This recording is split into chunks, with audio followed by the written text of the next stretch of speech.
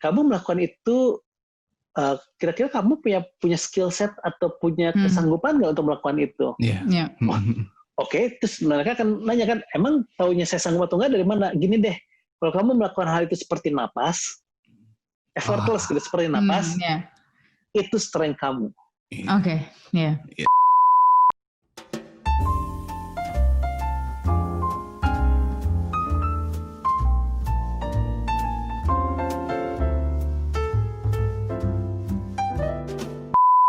Ya teman-teman, kembali lagi bersama kita Ayo Inovasi. Saya Rino dan Saya Ninis. Dan bersama kita ada Mas Syafiq Pontoh. Mas Syafiq Pontoh. Halo Mas Rino, halo Mbak Ninis. Apa kabar Mas? Apa kabar ini? Ya, alhamdulillah baik. Ya, masih WFH ya. Masih WFH. Mas Syafiq ini adalah seorang suami, seorang ayah.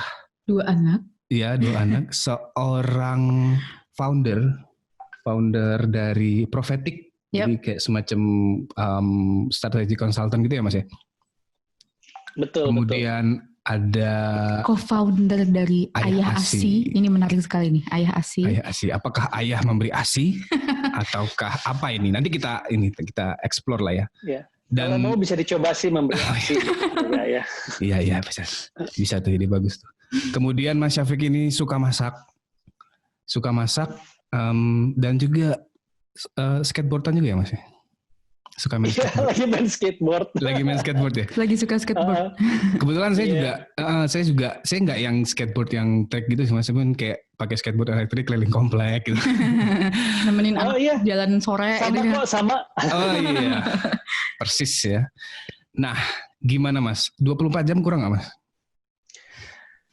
Waduh, ini pertanyaan yang sangat menarik. Karena ada hubungan sama sebelum pandemi dan pada saat pandemi dan mungkin setelah pandemi. Jadi kalau sebelum pandemi itu terasa sekali bahwa 24 jam itu nggak cukup. Yes. Terlalu banyak yang mesti dikerjakan, waktunya sangat sempit. Iya. Pada saat pandemi, tiba-tiba yang dulu dirasa 24 jam nggak cukup, mendadak jadi, loh kok waktu luangnya jadi banyak. Iya. Karena kan tidak ada waktu yang terbuang saat transportasi. Iya, gitu. Betul sekali. Terus udah gitu juga untuk pindah dari satu meeting ke meeting lain juga kan jedanya bisa cuma 5-10 menit. Iya, benar sekali gitu. Mas. Tinggal ganti link aja Mas ya kalau. Efisien banget. Bahkan ada beberapa teman kejadiannya tuh lucu. Jadi dia hadir di 3 meeting secara simultan. Wow. Jadi dia yang satu pakai iPad, satu pakai handphone, satu pakai layar. Karena ada beberapa meeting yang dia perlu hadir, tapi dia nunggu giliran untuk menyampaikan informasi. Jadi dia gantian, sampai ada yang seperti itu. Tapi di sisi lain membuat semua orang jadi punya ekspektasi yang sama, bahwa kan meeting tinggal video call. Gitu. Iya, benar. Jadinya yang tadinya waktu-waktu kosong di antara jeda-jeda waktu tersebut, jadi benar-benar back to back meeting. Ibaratnya gini, dari mulai baru bangun mata melek langsung mulai meeting, sampai menjelang sebelum tidur, itu baru selesai meeting, non-stop. Sehingga ada istilahnya tuh semacam kayak video call fatigue atau Zoom fatigue. Gitu. Oke. Saya baru dengar nih. Ya, jadi sampai ada fenomena itu terjadi. Jadi secara kualitas jadi lebih banyak meeting ya. Jadi walaupun ada yang kosong-kosong, tapi diisi lagi sama meeting ya Mas.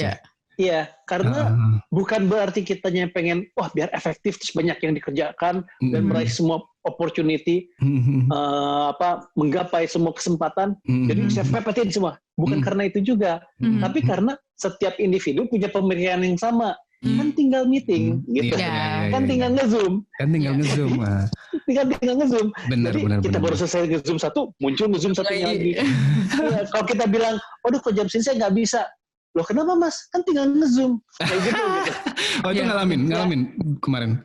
2 bulan terakhir itu jadi ngalamin gitu. Jadi saya terpaksa bilang misalnya, kebetulan pas jam tersebut saya lagi tengah-tengah meeting Zoom gitu. Jadi selesainya kira-kira jam segini, maka untuk persiapan berikutnya mungkin baru bisa jam segini. Udah pas jam segitu aja. Tapi kan tetap jadi back to back. Iya, betul. Gitu. Iya, benar. Dan akhirnya ini muncul beberapa kebutuhan dan permasalahan baru. Permasalahan barunya misalnya gini, karena ini kan mendadak work from home. Jadi di rumah itu tidak terdesain untuk bisa kerja dari rumah. Iya. Akhirnya saya kerja di atas kasur misalnya gitu ya. Iya. Nah, kalau di atas kasur duduk dan sila, tiba-tiba kita dari semenjak melek sampai menjelang tidur di atas kasur terus, itu sakit pinggang. Oh iya benar Mas, setuju. Jadi kena low back pain, terus lutut rasanya tuh kaku banget.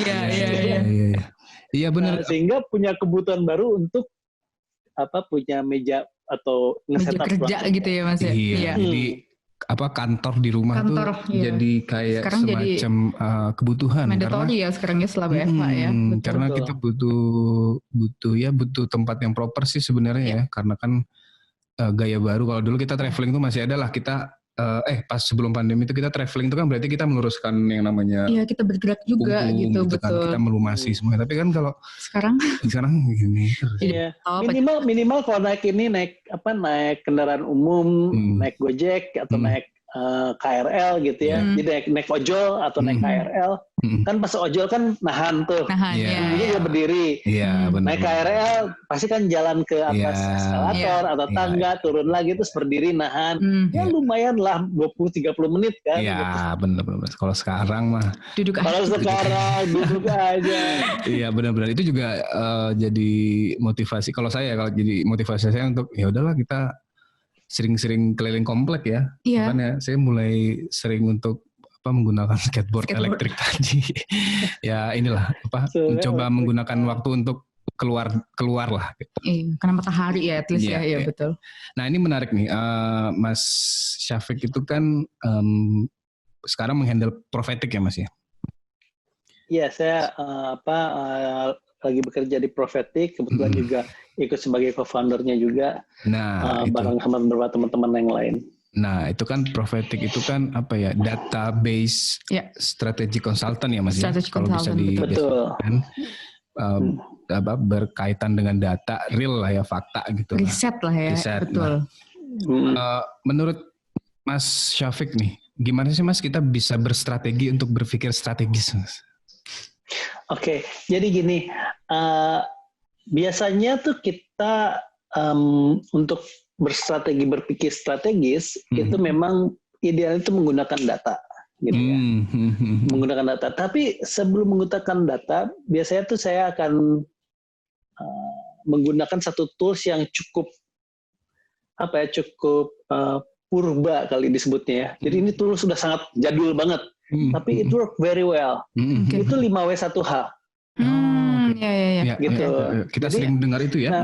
5W1H gitu kan. Nah, 5W1H ini kan ada what, ada where, ada when, ada why, ada how gitu ya. Terus ada and how gitu. Nah, setiap orang akan menggunakan tools ini dengan cara yang berbeda-beda urutannya. Tapi yang cocok di saya itu, yang biasa saya pakai, saya punya urutan tersendiri yang somehow work buat saya. Tentu caranya bisa macam-macam, urutannya bisa dari mana aja, tapi buat saya ini work kalau saya ternyata bikin kayak runutannya. Saya selalu berangkat dari why. Why? Gitu. Why dulu ya. Kenapa saya mau melakukan ini gitu? Kenapa saya mau mengeksekusi ini? Kenapa saya mau bikin ini gitu? Itu harus kuat, karena why ini tuh akan menjadi motivasi kita untuk terus menjalankannya, gitu. Motivasi. Jadi contoh seperti ketika saya membuat gerakan Ayah Asi gitu ya, itu bareng sama Ernest Prakasa, sama Sogi ya. Sebelum Ernest jadi artis ya. Oh ya 2011. Sebelum dia dari stand up comedian. Gitu.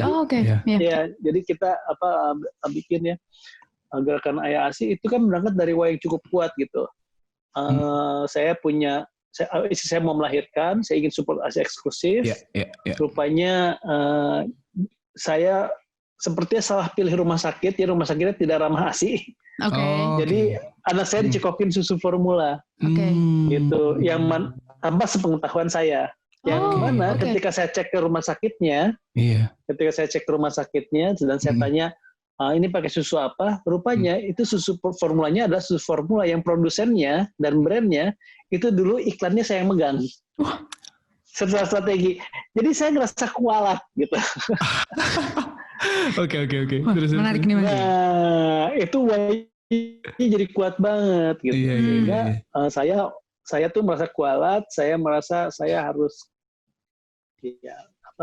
membayar ini semua dengan cara saya harus membuat sebuah kampanye ASI yang work. Yes. Waktu itu berarti dia why-nya kuat banget gitu. Udah gitu, udah dapat why, terus ke siapa saya mau kampanye ASI ini gitu kan? Karena kalau saya bilang saya mau kampanye ASI ke seluruh rakyat Indonesia, yaitu kalau saya suka bilang itu namanya pemalasan gitu. Karena kita harus tentukan core target audience dulu. Kita mau ngomong sama siapa sih gitu. Jadi berangkat dari yang paling dekat dulu. Kebetulan saya pada saat itu menjadi seorang bapak, jadi saya berpikir, udah saya coba ngobrol sama para ayahnya dulu gitu. Tapi juga dari situ muncul who yang lain kan. Oke, kalau gitu siapa yang kira-kira tahu tentang ASI? Gitu. Terus udah gitu, siapa aja sih yang berkegiatan tentang ASI gitu. Seperti itu. Bentar, ini saya tutup pintunya. Oh iya, nggak apa-apa mas, santai mas. Pakai wifi sih. Bentar ya, sorry. Ya, aman. Soalnya nanti takut bocor, kasihan kalian nanti nggak bisa susah. Nggak apa-apa mas, itu mas santai aja mas. Natural itu udah semangat kita mas. Iya. Oke. Nah, sudah gitu, jadi huyangnya itu muncul siapa komunitasnya, siapa penggeraknya, ada asosiasinya atau enggak, siapa expertnya, siapa yang bisa membantu kita melakukannya gitu, siapa yang bisa bekerja sama sama kita gitu. Kira-kira itu hujan di list down dulu semua. Nah, setelah hujan di list down, terus baru mulai masuk ke yang where. Nah, mereka itu pada ada di mana ya? Gitu. Terus kapan kita kontak sama mereka, kapan kita berhubungan, kapan kita berdiskusi sama mereka, terus udah gitu baru dari situ tahuan kita mau mengerjakan apa dengan siapa melalui kanal-kanal mana, gitu kan. Udah gitu udah what-nya ketemu, baru how-nya didetailin. Kalau how kan teknis ya mas ya, makanya belakangan. Nah betul. Nah dari semua itu tentunya selalu disupport sama data. Dan data itu ada 2 kategori. Ada big data yang gede banget, dan ada small data yang kecil. Nah, istilah small data itu tuh di-coding sama kalau nggak salah tuh, sebentar saya lupa namanya. Si small data itu, sebentar ya. Ya, nggak apa-apa mas. Jadi lebih kayak data-data yang kita survei sendiri gitu ya mas ya. Betul, jadi semua data itu tuh salah satu terminologi yang dijelaskan oleh Martin Lindstorm gitu. Ada bukunya judulnya Small Data. Jadi contoh misalnya gimana cara mendapatkan small data. Kalau saya misalnya ingin berkomunikasi dengan anak SMA, misalnya, saya akan identifikasi anak SMA mana, SMA negeri atau SMA swasta. Anak SMA swastanya yang mana nih? Anak SMA swasta yang gaulnya di Senayan City dan Pacific Place, atau anak SMA swasta yang gaulnya di FX,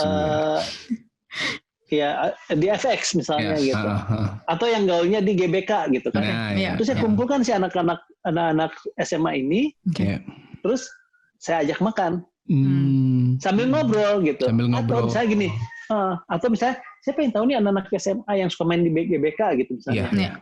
Ya udah saya datang ke GBK bersama mereka terus ngelihat. Nah itu namanya kita ngumpulin small data. Small data, oke.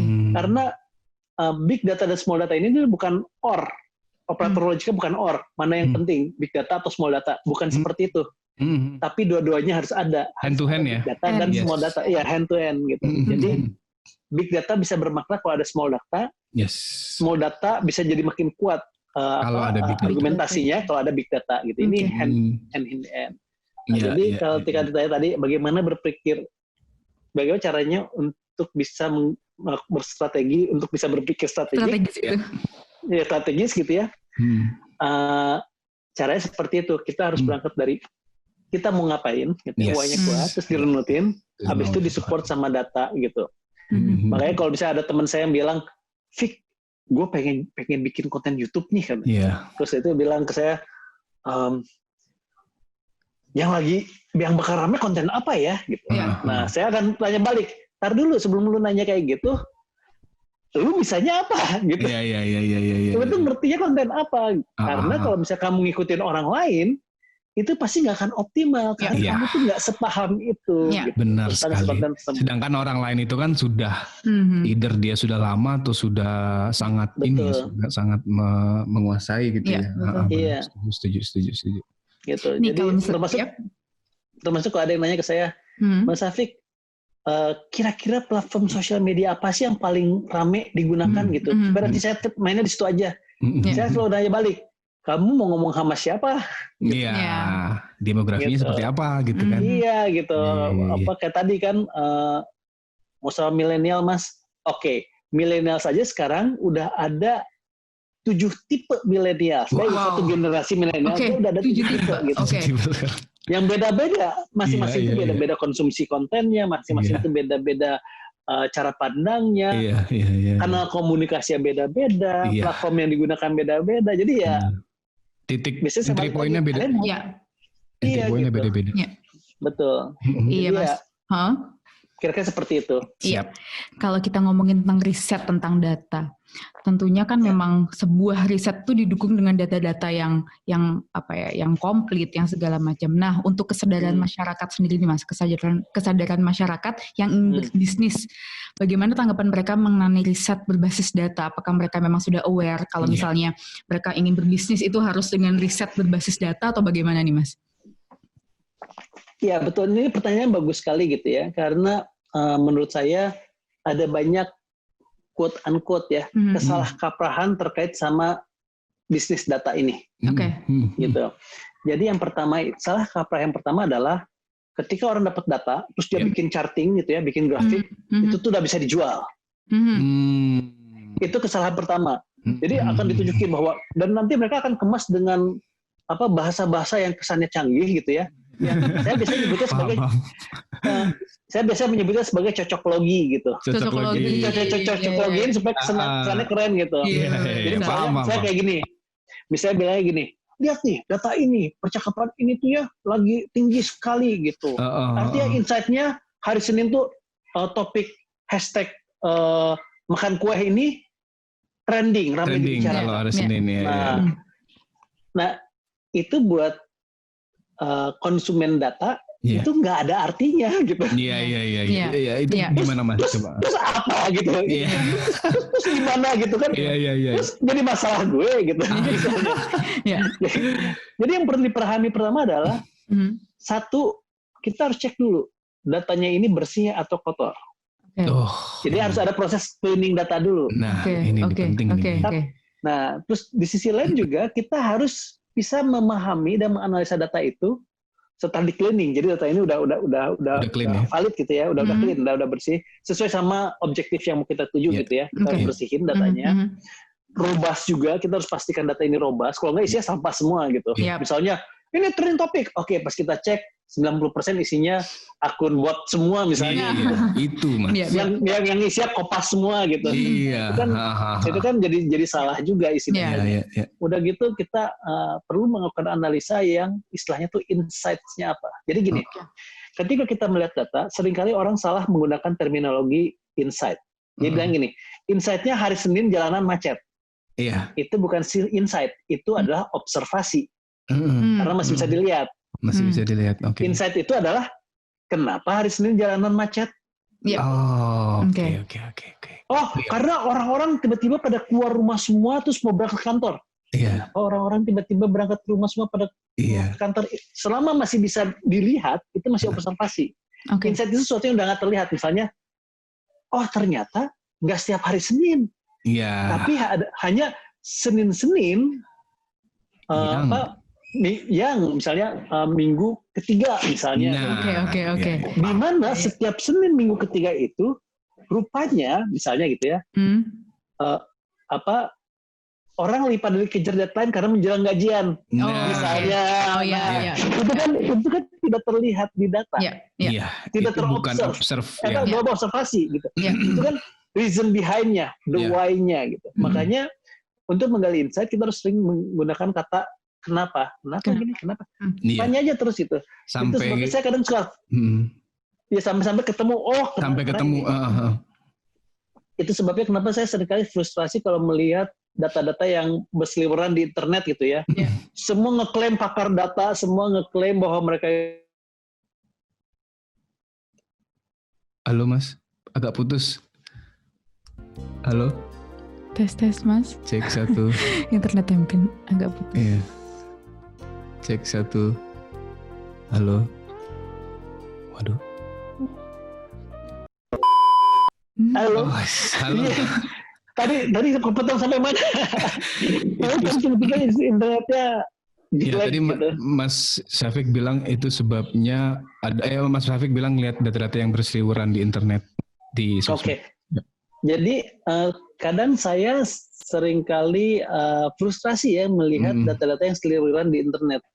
Semua orang ngeklaim dirinya pakar data, ahli data, gitu, punya monitoring tools, terus monitoring toolsnya ditunjukin, terus ada yang pakai kayak jaring-jaring laba-laba, gitu. Terus saya ngelihat, padahal itu kalau saya cecer dengan pertanyaan sederhana ya, kenapa gini, pasti berantakan ngejawabnya. Gitu. Karena tadi datanya tidak robust, gitu ya. Bahkan ada beberapa yang saya nggak perlu pakai mesin, saya cukup ambil satu sampel aja, saya search di beberapa query platform searching kayak Google atau search query di Twitter atau di Facebook, sosial media, Instagram, di sosial media gitu. Itu aja bisa kelihatan bahwa datanya nggak robust gitu. Mulai dari bagaimana mereka mengumpulkan datanya aja kadang nggak jelas kan. Pokoknya banyak ini semua data sosial media padahal cuma Twitter doang yang diambil. Kayak gitu. Saya paham. Jadi ada banyak hal yang kadang ketika kita mau jualan data sebetulnya kita jual yang punya value besar itu bukan datanya saja. Tapi analisanya yang punya value besar. Pengolahannya. Karena pengolahannya, gitu, pemahamannya, kemampuan untuk menggali insight-nya itu yang mahal. Gitu. Karena sekarang setiap orang bisa punya data. Setiap orang bisa punya data. Data itu jadi komoditas. Kalau orang udah punya data, terus dia bisa cleaning datanya. Nah, itu value-nya naik. Udah data di cleaning, terus dia bisa analisa. Value naik lagi. Udah analisa, terus dia bisa ngeliat, dapat insight. Itu paling mahal banget. Mahal lagi.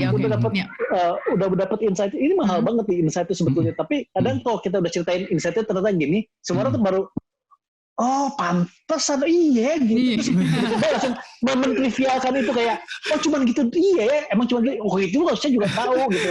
Ya kalau kita lewatin semua proses ini kan pasti nggak tahu gitu. Itu sebabnya kenapa contoh gini. Ketika pandemi COVID terjadi dan kebutuhan akan video conference jadi meningkat, harusnya yang menang Skype dong. Iya, tapi iya. Karena dia udah dari dulu kan? Dari dulu banget itu. Kenapa Zoom yang menang? Nah, insight yang terjadi inilah yang mahal. Yes. Jadi kalau kayak gini kan pasti bertanya-tanya kan, semua nggak bisa jawab kan. Tapi karena aku udah ngumpulin datanya, terus berusaha mempelajari beberapa hal gitu ya, dengan referensi dan artikel dan sebagainya, saya bisa menjelaskan dengan beberapa kalimat, tapi habis itu udah langsung merasa, benar, terus itu dianggap bahwa itu tuh hal yang mudah gitu. Hal yang mudah, Jadi gini misalnya, pertama, Zoom memiliki fitur grid. Jadi kayak ada bisa ngeliat beberapa orang sekaligus, secara seamless. Yang mana dia juga punya fitur virtual background. Yang pada saat ini keluar, yang lainnya belum. Si Skype belum punya. Iya. Gitu. Di sisi lain juga kita perlu lihat dari kepentingan misalnya pemilik kapital. Kalau misalnya Skype Skype yang digunakan, berarti kan opportunity investment-nya jadi gede di Skype. Tapi Skype kan udah punya Microsoft.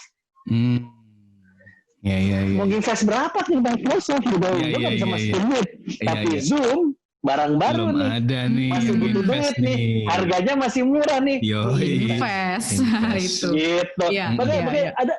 Jadi kan sekarang kayak gitu. Tapi kan sebenarnya kasih bingung. Nah itu sebabnya kenapa insight itu tuh sebenarnya mahal banget. Tapi seringkali sayangnya kalau di luar negeri udah di value tinggi banget kalau sampai keluar insight tuh. Kalau di kita tuh karena mungkin kebanyakan orang merasa paling tahu dari orang lain gitu ya. Jadi ketika dia pas dengar sesuatu yang bener, ini masih juga tahu. kok gini doang mah ngapain gue nge-hire lu gitu. Kayak gitu. Padahal nggak tahu prosesnya Mas. Ya dan juga kalau kita nggak ceritain, dia sampai hari akhir hayatnya pun bisa jadi juga nggak gitu. tahu. Iya benar. Iya. Sementara orang lain berkembang terus tuh. Dia akan kebingungan sendiri gitu. Contoh misalnya seperti bagaimana mengelola aset digital. Itu juga gitu kan, banyak yang merasa saya udah ngikutin semua panduannya kok nggak works terus ya. Atau misalnya ada juga yang bertanya tentang kita tuh udah placement, terus dari rating segala macam harusnya dia kedengaran mana udah spending miliaran gitu. Tapi kok selalu dibilang gue nggak tahu gitu. Nah, itu balik lagi gitu. Itu karena orang mau mampuan paham tentang bagaimana data menjadi insight. Oke. Udah dapet insight, terus dibikinnya di strategi. Nah ini lebih mahal lagi harganya. Itu dia. Itu yang tanggung jawab, bisa menjadi salah satu tanggung jawab Mas Syafiq juga ya, untuk membuat strategi itu tadi ya. Berarti bisa dibilang awareness-nya masih cenderung masih di bawah negara lainnya Mas. Ya, jadi ini tuh masih ibaratnya tuh untuk di masyarakat untuk memahami bagaimana quote-unquote jualan data itu tuh masih skin deep. Oke. Masih kulit lah. Ya kulit, jangankan masyarakat umum, bahkan saya melihat di beberapa institusi juga gitu ya, mau itu institusi pemerintah ataupun swasta, itu pemahaman tentang datanya itu sangat-sangat rendah sekali. Wow. Ya, dan semua terjebak di observasi dan menganggap itu sebagai insight tadi itu. Gitu. Padahal untuk bisa maju ya kita harus data itu kan fondasinya banget kan. Kan kita bisa salah strategi Mas. Keputusan kalau misalnya datanya tidak dengan baik itu ya betul. Ya, ini contoh misalnya salah satu kalau kita melihat bagaimana data ini ternyata bisa bermakna dan impactful terhadap bisnis satu produk gitu ya. Saya nggak akan nyebut nama brand karena nggak enak ya, belum kita izin dulu. Tapi saya akan menceritakan sedikit terkait sama ini. Ada satu brand kopi ya, kopi yang harganya oke lah ya, nggak semahal kopi yang warna hijau tuh ya gitu. Kopi lagi rame nih. Iya, bukan kopi yang logonya hijau itu, tapi kopinya lagi gitu. Nah, dia itu tuh berusaha mengidentifikasi berdasarkan data penjualan. Jadi gini, dia ngecek daerah mana sih yang sering pesan ke dia gitu, pesan kopi lewat ojol online, gitu ya, lewat online, lewat ojol gitu. Terus dia lihat gitu, misalnya, ternyata di Tebet banyak yang pesan, tapi saya nggak punya outlet di Tebet. Terus saya hitung nih, kira-kira di Tebet yang pesan tuh rutin nggak? Oh rutin, misalnya minimal per titik itu dalam seminggu bisa pesan 6 kali misalnya per titik. Jadi di satu area bisa Tebet ada berapa titik? Ada 50 titik gitu kan. Oke, terus dia kalkulasi. Berarti kalau saya buka di titik situ, saya akan menghemat jarak tempuh sekian rupiah dan saya akan menghasilkan sales sekian banyak. Yang mana saya akan butuh investasi sekian rupiah. Sehingga guaranteed kalau saya datang ke investor, nih ada titik, ini datanya, ini akan menghasilkan minimal per bulan sekian rupiah, pembagiannya buat kamu sekian rupiah, saya akan butuh dana investasi sekian rupiah, mau atau enggak? Kan udah based on data gitu. Based on data dan kita yang kita sajikan yang worst case-nya gitu, minimal sekian dapat. Minimal sekian. Nah buat investor itu ngelihat menarik nih. Cuan nih gitu seksi kan. Iya betul. Seksi nih ya kan. Masuk dia gitu. Makanya sekarang juga banyak yang saya juga suka kadang sedih ngelihat teman-teman yang masih punya mindset kalau mau bikin usaha atau startup itu based on proposal. Jadi dia bikin proposal yang bagus, terus projection yang bagus, terus maju minta dana untuk bikin produk tersebut. Iya. Kayaknya investor sekarang udah lebih cerdas dari itu. Iya benar. Mereka pengen lihat barang yang udah jadi tapi masih kecil kayak Zoom ini gitu. Barangnya udah jadi, masih kecil, udah proven ya. Udah proven. Ya proven amat juga belum waktu awal kan masih banyak di hack gitu ya. Tapi ini potensial gitu. Potensial itu dan udah ada bisnis modelnya karena kan itu kan untuk bisa pakai Zoom lebih dari 1 jam harus premium, betul. Harus premium, udah ada bisnis modelnya gitu. Jadi orang jangan masukin uang. Jadi kalau yang cuman pakai konsep on paper terus pake presentasinya pakai feel ya mungkin pakai data juga tapi presentasinya tuh secanggih TED TikTok gitu ya. Jadi wah presentasinya wah gitu ya. Terus pokoknya semua model presentasi di series Shark Tank tuh dilakukan sama dia. Dan terus tanya, oke barangnya mana? Ya kan saya butuh uang itu untuk bikinnya. Nah itu. Kalau masih ngawang gitu mah lupakanlah gitu. Iya. Menarik. Jadi sebenarnya Mas Syafiq nih bikin skripsi tiap hari ya kayaknya. Karena kan itu kan strukturnya skripsi Mas. Tesis kan begitu tesis, kan. Iya betul. Data terus pengolahan ya kan. Ada kesimpulan ya kan. Ada bikin tesis. Responden. Tiap hari bikin tesis. Tapi ini Iya sih. Tapi mungkin balik lagi kayak tadi balik lagi terkait sama why. Jadi saya selalu bilang ke teman-teman saya pengen bikin usaha terus sesuatu, saya selalu nanya, kamu melakukan itu, kira-kira kamu punya skill set atau punya kesanggupan nggak untuk melakukan itu? Oke, terus mereka kan nanya kan, emang taunya saya sanggup atau nggak dari mana? Gini deh, kalau kamu melakukan hal itu seperti napas, effortless gitu, seperti napas, itu strength kamu. Oke. Karena di zaman sekarang yang saya sebut sebenarnya gini, kalau ada yang nanya, Mas sekarang kan kita zaman digital, zaman sosial media, menurut saya sekarang kita bukan zaman itu lagi. Kita tuh udah berada di dalam suatu era yang namanya tuh extended reality era. Extended reality era. Jadi untuk pertama kalinya dalam sejarah umat manusia kita hidup di dua alam. Alam fisik sama alam digital in paralel. Gitu. Dan kita jadi udah bukan kalau dan kalau kita mesti ada yang berpikir kita hidup di zaman medsos dan kejar trendingan itu ketinggalan 10 tahun yang lalu sebetulnya. Iya, benar sekali. Itu tuh 2010 itu. Karena itu adalah mindsetnya orang-orang, aku suka bercanda dengan menyebut itu mindset orang-orang revolusi industri gitu.